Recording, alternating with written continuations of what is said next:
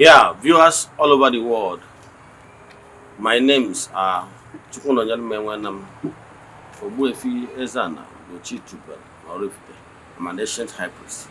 I'm only nchụaja ugochitubelu na temple. Onye na-agba afa family emi n'ụkazi ọrụ mmụọ dị iche iche. Abụkwazi m onye isi nchụaja n'ọdịnala Restoration Evangelical Mission, bụrụ onye mgbasa ozi ọdịnala Igbo. So you can call me a priest or an evangelist. I will answer. My mission is to help people live better life. Ụbọchị taa n'oge awa nke eziokwu isiokwu anyị bụ more you should know about prophecy. I'm here to tell you that prophecy is real. Yes, prophecy is real. And I will explain to you so many kinds of prophecy. And well, prophecy, you know prophecy. Prophecy is the ability to dive into the spiritual realm and to be able to extract some information about what about to happen, or what is happening at the moment, or what must have happened in the past.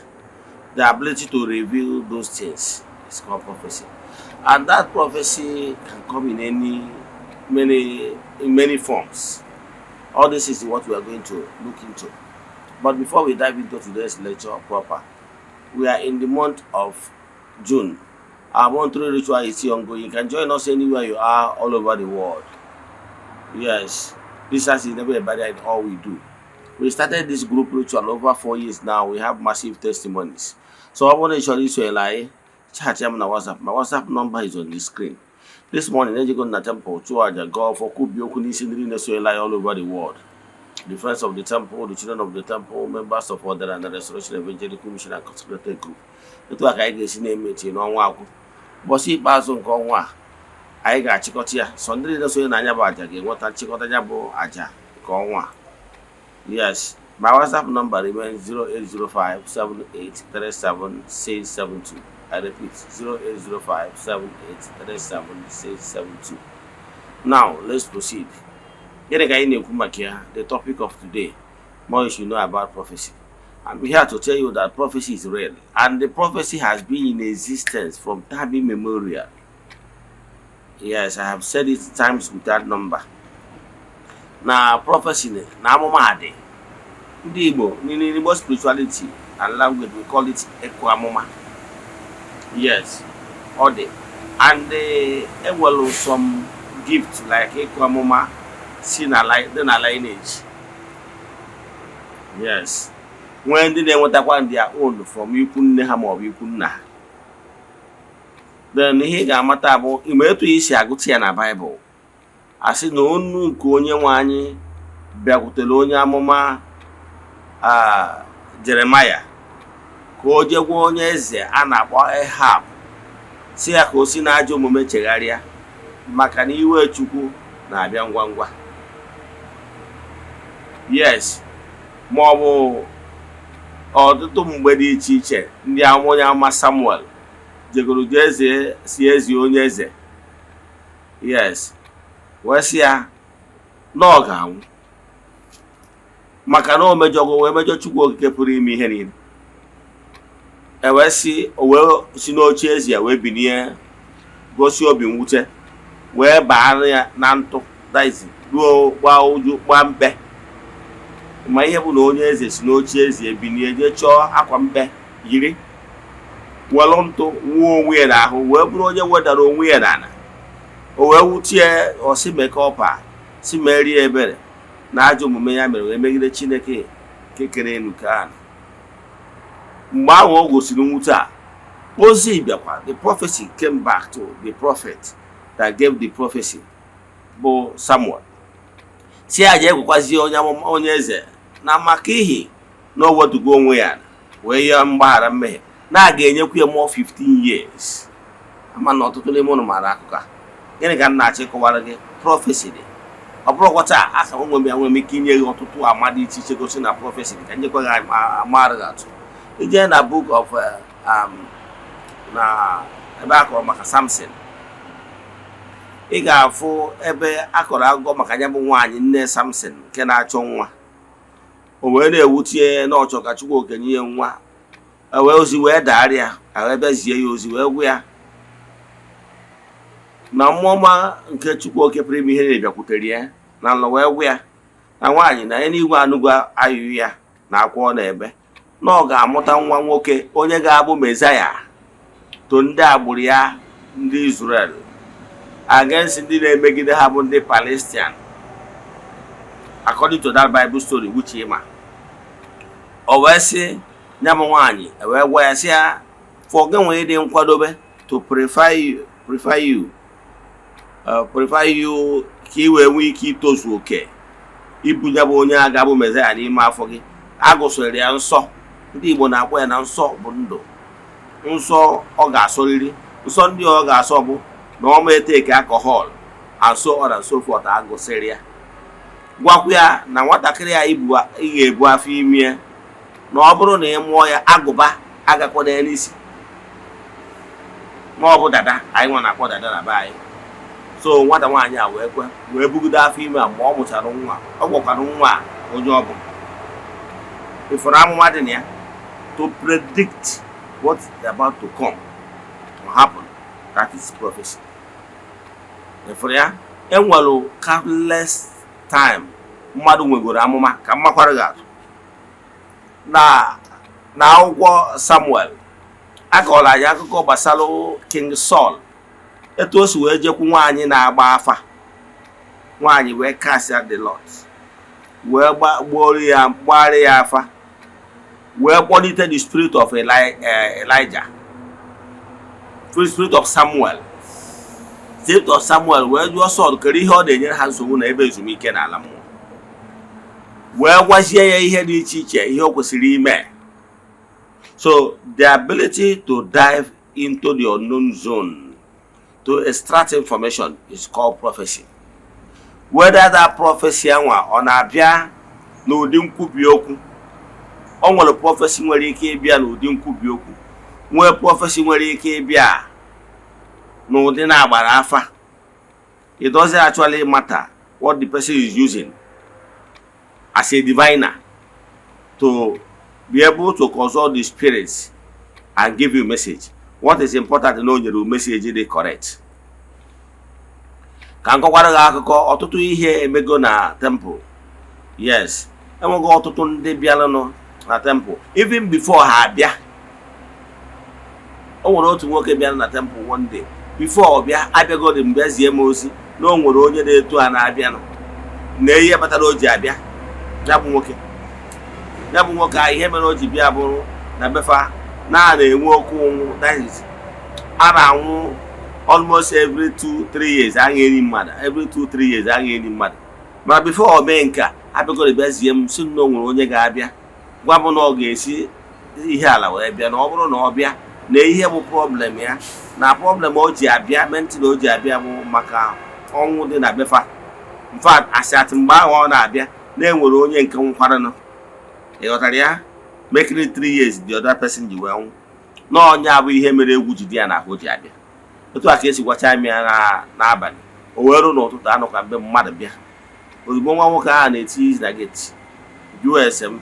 Ozugbo m na-apụta n'eye anya asị m nnọọ onye a bụ onye egosiri m nlụ ya n'abalị. Wee sị ya nnọọ mụ na wee banye n'ubi. Wee sị m nnọọ m ka ọ bịara efu. Wee sị ya ọ maka ọnwụ na bụ na ọsị ọ dị ya surprise. So wee sị m nnọọ nya ka eji wee bịa ọrụ maka wee sị ka ọ bịa ka ọ gbaa afa. But before ebugo m ụzọ gwa ya nọ maka ọnwụ na befa ọ dị ya surprise. So onye na-achịkwa ụdị ha dị akụkwa na nga akụkọ ebe a nke mekwa na temple ebe a mgbọsịrị ebe sista bịa na temple. Ọtụtụ ndị na-eso m anụgo akụkọ ha yi oyi mọfti uche enyi ya nwaanyị dutere enu. That living sister na-asa abụ n'Ogun steeti then o wee bịa mgbe anwa wee oyi efe nkịtị as normal, that is mufti. So ana m achọ ka mgbagharị ya afa. Asị m na onye nna-achị gbara afa bụ living sister wee drọpụ ihe afa wee jụọ nne living sister ọsị m ọ jụọ m ka esi mara mana o nwere ihe karịrị Chukwu dị omimi. Nke bụ eziokwu bụ na ọ bụrụ na ị nwere the gift of prophecy, intuition, ọ na-abịa. This you know, ọtụtụ ndị mmadụ nwere prophecy in different level. That tiny voice na-abụ ịchọ ime ihe ọjọọ ma ọ bụ na ị chọrọ ịba moto ma ọ bụ ihe ọbụla ị chọrọ ime o pre-warn gị sị gị don't do this, you will regret it. Nwere ike ọ dịbere esi na ọ dị tiny ọ gwaghị ya, but due to pressure ma ọ bụ ụta anụ or whatever, you suppress it, try another excuse cover. He gets that intuition. I have intuition, intuitively perception in a way. So whatever the word is suppress, yeah. On one day I will suppress, you repeat your own when I will suppress or bank. And in a mere over and over time, you suppress the spirit entirely. In my bruise any one young one, that is spiritual you at the others are working. If you na or what you hear na chet up to Yagwag, Macanan Dibonatu, you know, Yafro, or may Yagwa, the Afgos are where. So, here they make able that he did pay attention to that loud, tiny voice. But I can tell you, as a spiritualist, normally if you pay attention to that tiny voice, become louder. Become louder, yes. But you pay attention. If you know about the tiny. And for when they pay attention, once you know that tiny voice, you pause. Most of the times, and I want more for them to quiet moment meditation. So ọtụtụ n'ime unu nwere ya, but downplay gị ọtụtụ nke ha dị small mana enwere ndị nwere nke ha ọ dị onwe mgbe ọ emezi ị na-anụ ya asị onu voice nwere ike chee ịba moto etu asị gị mba ngwa ụbọchị mgbe m na-aba moto nwe mbọsị m chọrọ ịba moto particular moto asị m no enter. So mgba nkịtị ejiri m nkweriwe mgba nkịtị anọ m ebe ahụ that particular moto n'orucha ngwa chere next turn. Now, not that next on one Chelsea. I put your nose on. Do you know that I put nose on that particular motor? A mark, Bruno maybe knows. And the home maybe I don't show how you do their destination that day. And the motor I want I bet you know is you go from all that you want to carry a sickle for the body. I say I done it of our back to on it. Jebutara that empty motor. You know, I can done it far distance, move for the maybe a map motor by radio destination, so they must actually suffer that day. So here na check over the more than 1 minute escape there because I listen to my inner being. So that is prophecy. It was the prophecy when you came where being a gun also. Only when you case as a mad person or call Woggy singing a prophecy. Was a prophecy when you came need administration upon it takes year goes. Prophecy when you came through afa. So you hear them babu ozi obuna and wa prophecy nwere ike ịbịa in group. E nwere ike prophecy a nwere ike na-abịa nwere onye akpọrọ afa. Mana onye ozi Eze-Ana na onye dị etu a. O nwere ozi nwere ike ịbịa na administration, o nwere ike ọ bụ na family, onwe family na-achọ nwa ha achọ. Ịghọtara ya ma ọ bụ na aka ji, o nwere ike ọ bụ na ọ nọ nga. E nwere ike onye ozi nwere ike ịda na o nwere family nọ ebe a. Ofu n'ime ha nọ ebe a.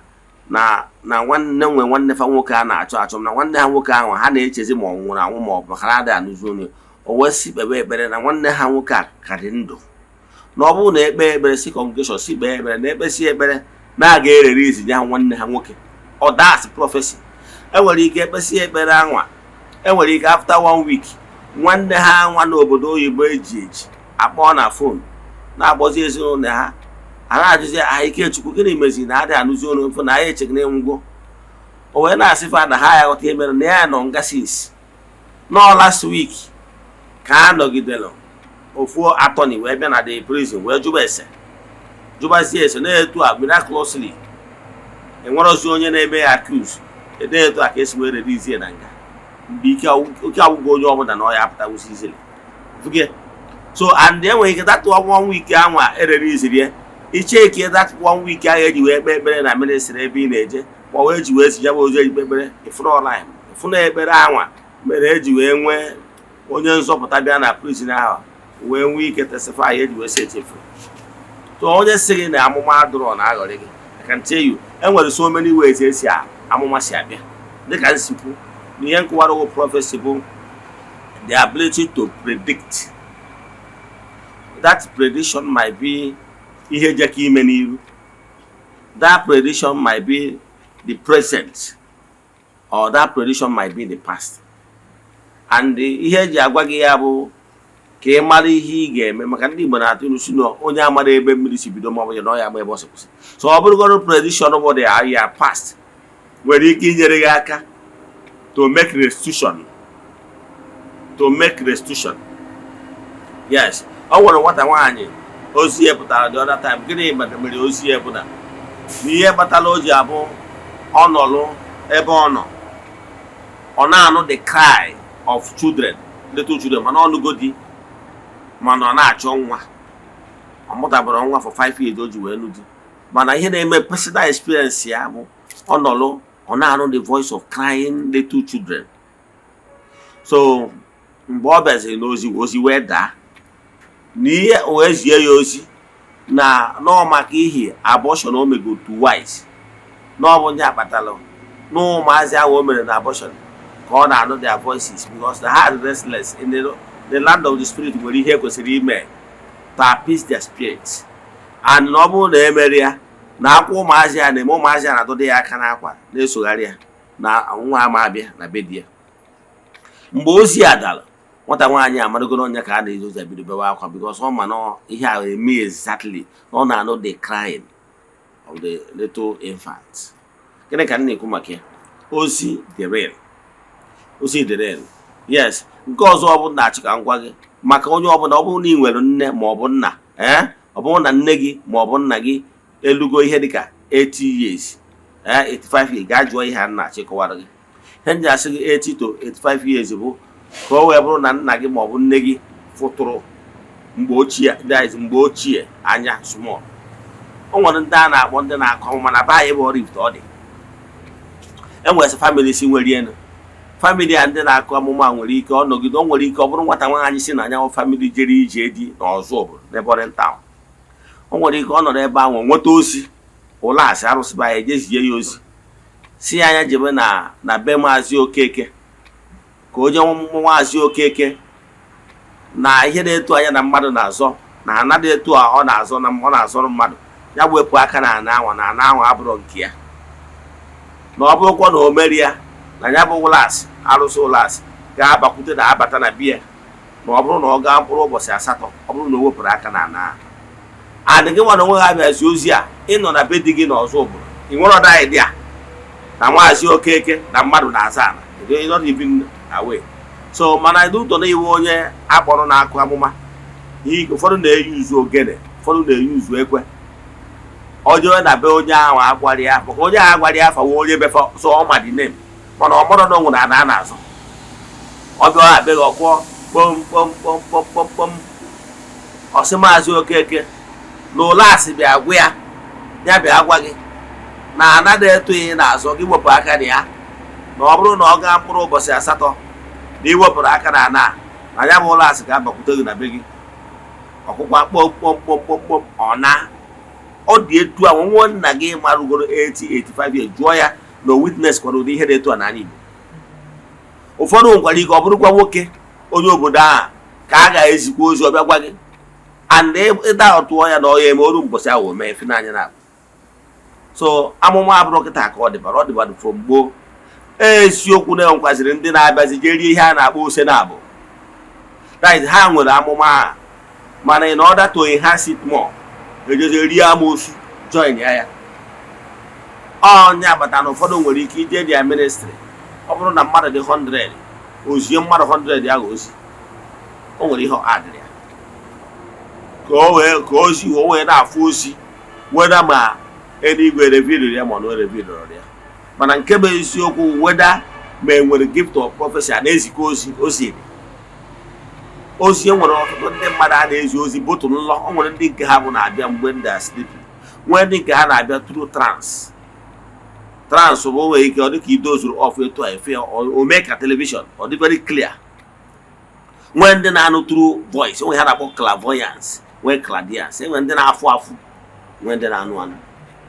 So mana ozi a niile ọ bụrụ gara na ozi si from the right source, ozi a ime ihe ozi a gwara gị mmụọ mere ka ozi a bịa ga-enye aka mee ka ozi a wụta solution. So ịbụ na onye na-esi ngọ, ịbụ na onye na-eme argument, ịbụ na onye adịghị ekwe kama ihe na-achọ ịgwa gị na ihe ọbụla nwere original nkwa counterfeit. Ka m kwụsị ebe a. Inwe ajụjụ na nkụzi ma ọ bụ ịchọ ka agbara gị afa miri emi, chat me on WhatsApp. My WhatsApp number remains 0805 78 37672. Na na screen gị ga-afịa. Let us pray. Ekwem na Chineke. Ekwere m na ọ dị ihe siri m ike ka Chineke na-apụghị ezi m ụzọ m ga-esi luwo ya n'ihi na ọ mazuru ihe niile. Obi m siri ike na Chineke emeworo m ya, ya gazie. May the blessings of Chukwu Oke Pụrụ Ime Ihe be with you all. May you be protected, may you be blessed now and forevermore.